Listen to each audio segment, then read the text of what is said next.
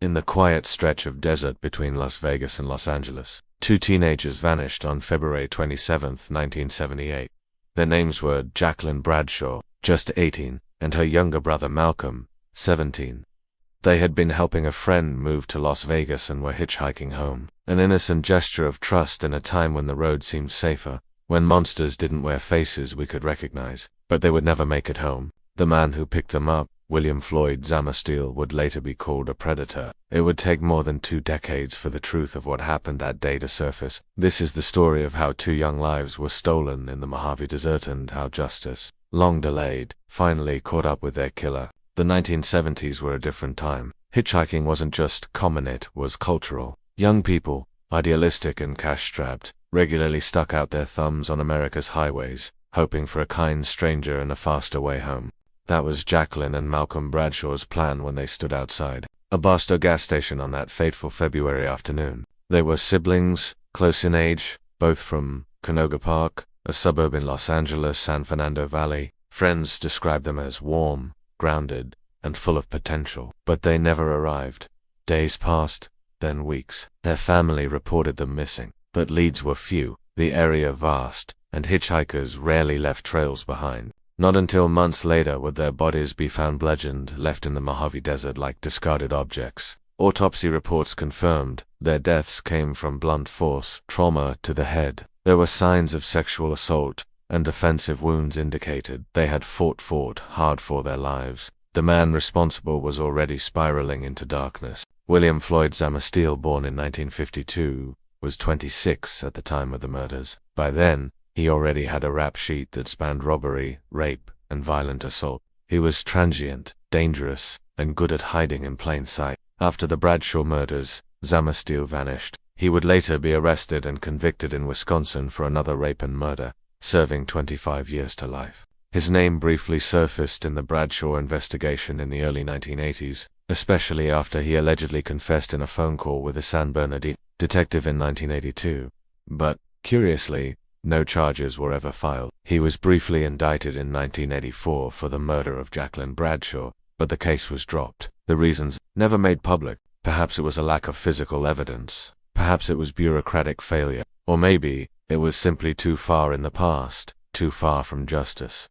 And so, the file went cold. For 25 years, the murders of Malcolm and Jacqueline Bradshaw sat on a shelf. Then in 2003, the unthinkable happened.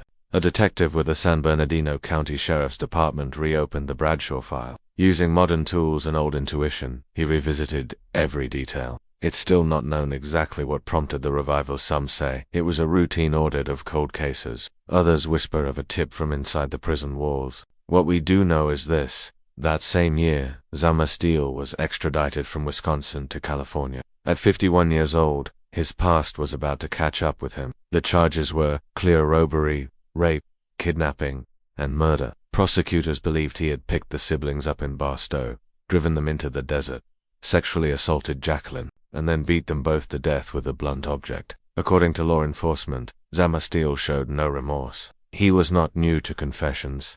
He had confessed before and then denied it. Now, the evidence was firmer, the science better, and the DA more determined. In May 2004, Zammersteele finally pleaded guilty to the murders of Jacqueline and Malcolm Bradshaw. He struck a plea deal with prosecutors to avoid the death penalty. The sentence, 2 terms of 25 years to life, to be served concurrently with his existing Wisconsin sentence. Though legally unsatisfying to some, it guaranteed that Zammersteele would die behind bars. For Caroline Ziali, the mother of the victims, there was no comfort, only a sense of heavy finality. In court, she described the pain of losing both her children in one night. The horror had never faded. It had replayed in her mind, over and over, for 26 years. At sentencing, she told the press, "There's no closure when your children are taken like that. There's just knowing." Authorities believe Zammersteele's crimes may not have stopped with the In 2003, prosecutors hinted that he may be connected to as many as 5 additional murders in California and sexual assault and brutal violence. But to date, no additional charges have been filed. Zammersteele remains incarcerated, serving out his life sentence. His name rarely appears in media anymore. Even among true crime followers, he is largely forgotten, overshadowed by more sensational serial killers. And yet, His crimes remain among the most disturbing examples of predatory violence. A man who targeted siblings, raped and killed without cause or conscience, and vanished into the cracks of a system that failed to connect the dots until decades later. The Bradshaw case reveals more than just the depravity of one man. It shows us the fragility of justice, especially in an era before DNA evidence, interagency, databases, or centralized missing persons alerts. It speaks to the vulnerability of young people, especially hitchhikers, and runaways in a world that didn't always look for them when they went missing. It's also a cautionary tale about bureaucratic inertia. Aquila confessed in 1982. He was charged in 1984, but no trial was held. And for 19 more years, the families waited. Could others have been saved if Zamasteel had been brought to justice earlier? We may never know. The road between Las Vegas and Los Angeles is long, dry, and unforgiving. For Jacqueline and Malcolm Bradshaw, it was a road they never meant to die on. Their only mistake was trusting the wrong man. And for decades, their story was nearly lost, buried beneath court files, procedural errors, and the slow machinery of justice. But in 2004, that machinery finally caught up. William Floyd Zamasteel, the man who stole their lives, will now spend the rest of his behind bars. He will not be eligible for parole. He will not walk free. And though nothing can bring back Jacqueline and Malcolm, the truth, however late now, has a name, and the name is justice.